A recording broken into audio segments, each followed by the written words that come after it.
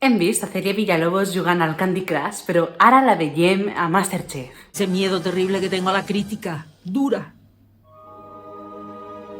Lo tendré que superar. Aquí no estamos para dar hostias, estamos Ya para lo sé. enseñar. Por eso estoy aquí, porque quiero aprender a vivir. I Fernando Simón ha aprofitat la seva setmana de vacances per anar a Planeta Calleja.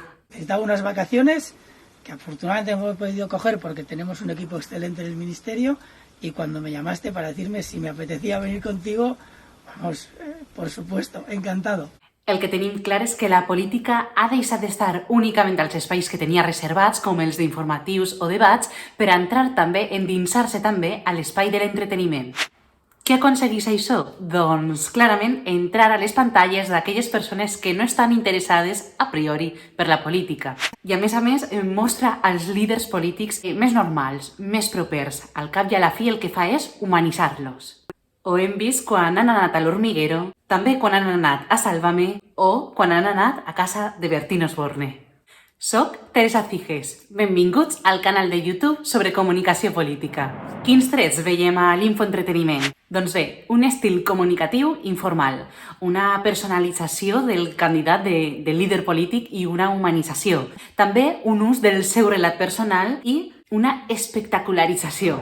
Dins de l'infoentreteniment podem trobar dos grans blocs, no? Per una banda, aquells programes d'entreteniment on de forma ocasional entra la política, com és els que hem comentat abans, i un altre bloc que és aquell que són programes pensats per fer política, però que adapten el llenguatge de l'entreteniment. És a dir, La Sexta Noche, per exemple, que podria ser un Salvados de la política, en certa mesura, o el Chester de Risto Mejide, etc. Però hi ha una xarxa social que és clau perquè la classe política faci infoentreteniment i alguns estan començant a emprar-la. Sí, exacte, és YouTube. La gran majoria de polítics i de partits polítics empren YouTube com un repositori de vídeos, no? En el que únicament deixen els vídeos d'aparicions a mitjans, de campanyes electorals, etc. És a dir, és una base de dades en què qualsevol persona pot entrar i consultar els vídeos i així tenen difusió.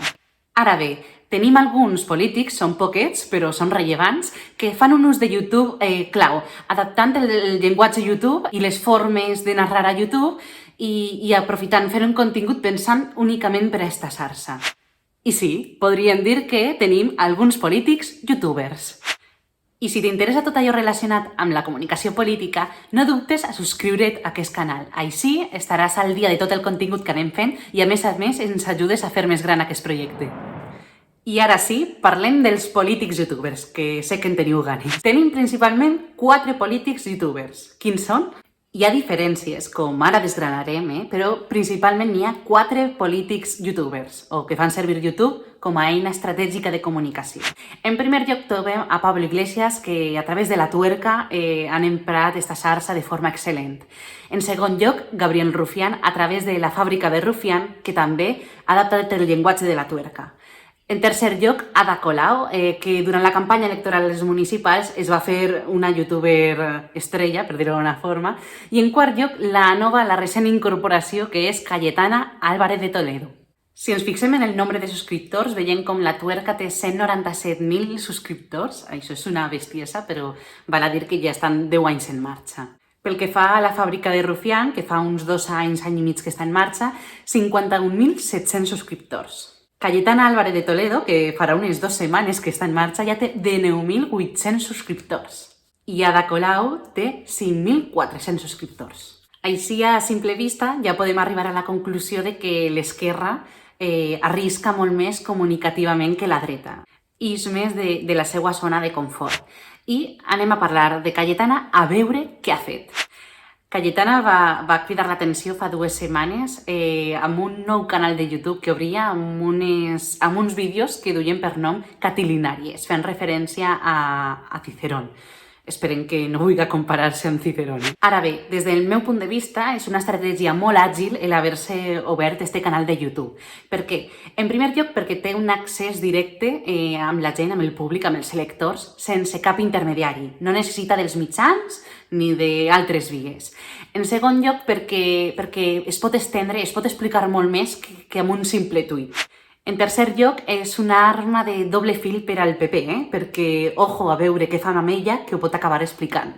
I en quart lloc, això li obre cap a un electorat de la dreta, òbviament, però per si li falla el projecte del PP, que sumar adeptes en altres forces polítiques. Pel que fa a La Tuerca, que és un programa que va néixer de la Facultat de Ciències Polítiques amb algunes persones conegudes com Pablo Iglesias o Monedero, este programa va ser ideat per transmetre's per internet i per la televisió, perquè ja sabeu que Pablo Iglesias està convençudíssim del poder de la televisió, ho ha estudiat molt i considera que no s'ha de renunciar a ell perquè és on està la gran massa.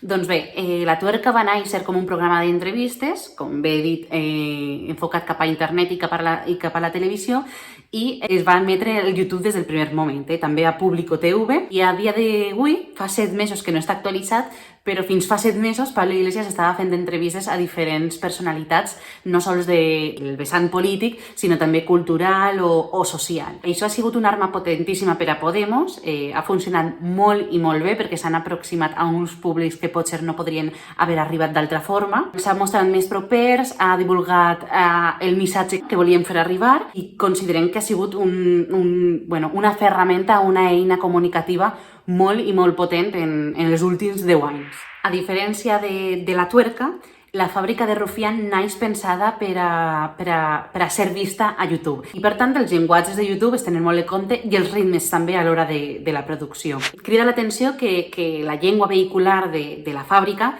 siga el castellà, però respon a una estratègia ben sabuda per tots, no? Que és sumar adeptes, tant des de l'independentisme, que sumi adeptes en Espanya, no? Que siga més favorable a la visió més independentista, així com dins de Catalunya apropar-se a segments de població que potser no s'aproparien d'altra forma. Per això tenen entrevista a youtubers, entrevista a divulgadors científics. Fan 2 tipus d'entrevistes polítiques. Entrevistes a persones més properes a ells ideològicament, com pot ser un Xavier Domènech o Mireia Vehí, o entrevistes polítiques que xoquen totalment amb els que ells pensen, no? Com podria ser l'entrevista a García Albiol. Per últim, per a la campanya de les municipals de Barcelona, Ada Colau i el seu equip van considerar que era una molt bona idea fer-se youtuber i explicar la campanya en 10 vídeos durant 10 setmanes.